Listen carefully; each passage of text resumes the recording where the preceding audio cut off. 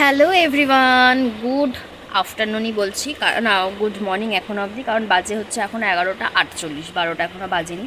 তো আমি আছি আমার বাপের বাড়িতে। তো কেন এসছি, কী কারণে এসছি? আমি এসছি কালকে, আজকে হচ্ছে শনিবার আর আজকে হচ্ছে রবীন্দ্র জয়ন্তী।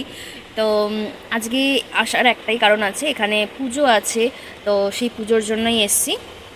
এসি অ্যাকচুয়ালি কালকে মানে শুক্রবার দিন এসছি বিকালবেলা, যেহেতু আজকে মানে চারিপাশের রাস্তাঘাটে একটু ঝামেলা হতে পারে, যেহেতু আজকে শপথ গ্রহণ আছে, তো সেই জন্য একটু ঝামেলা হতে পারে। আর আমাদের এই সাইডটা মানে আমার বাপের বাড়ির সাইডটা 440 লাগু করা হয়েছে, তো সেই জন্য একটু প্রবলেম হতে পারে। সেই জন্য আমি কালকেই চলে এসেছি।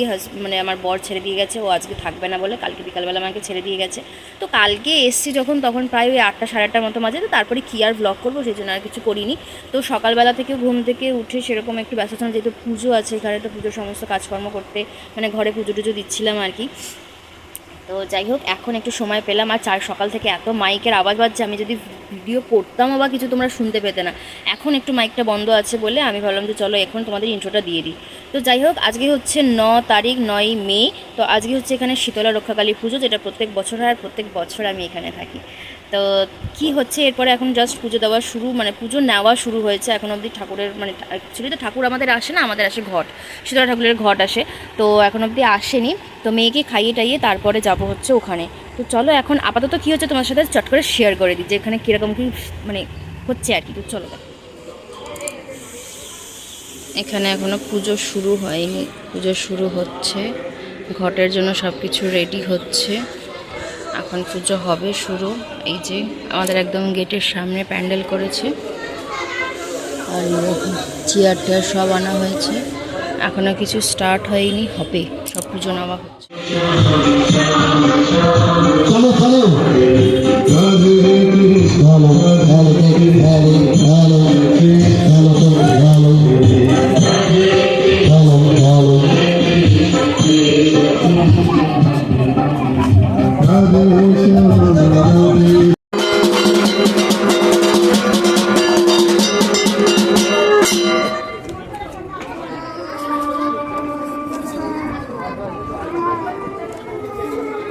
দেখ ওখানে কিরকম করছে, দেখ